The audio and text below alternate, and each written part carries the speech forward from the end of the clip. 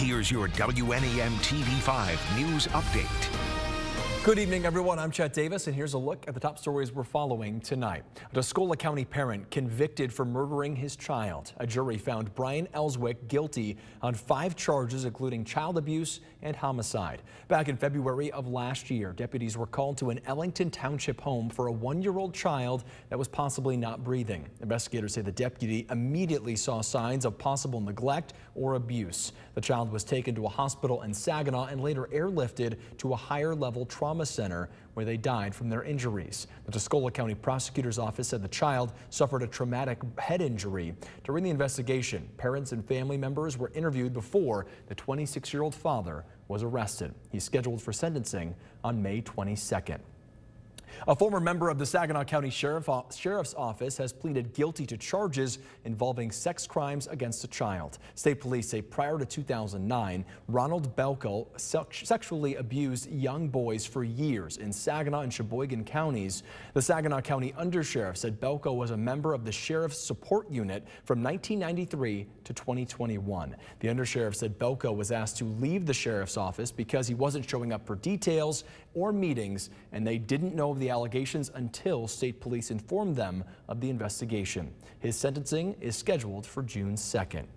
If you have an old working appliance, Consumers Energy says you could get money back from your bill. The company says qualified electric customers can get an additional $20 rebate on top of the existing $50 incentive for recycling full-size refrigerators or freezers through April 30th. For smaller appliances like AC units and dehumidifiers, you can get a $15 rebate. As part of the Consumers Energy's Earth Month promotion, the company will pick up your working appliances for free. For more information and to schedule an appointment, head to the hot link section of WNEM.com.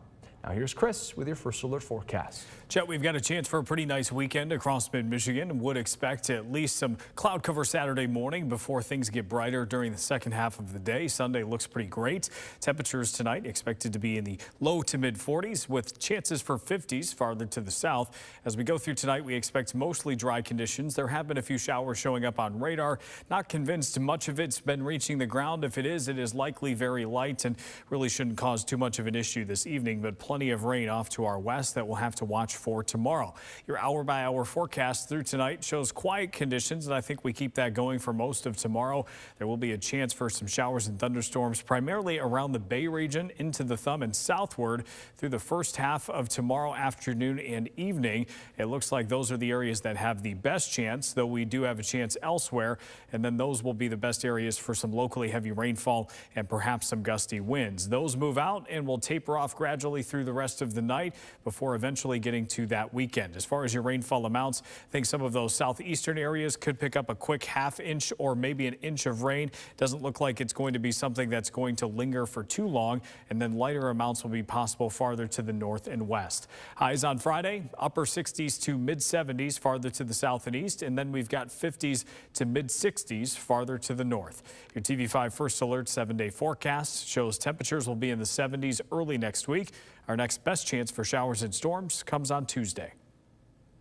Remember to tune into WNEM TV5 on air and online 24/7 for the latest news, weather, and information.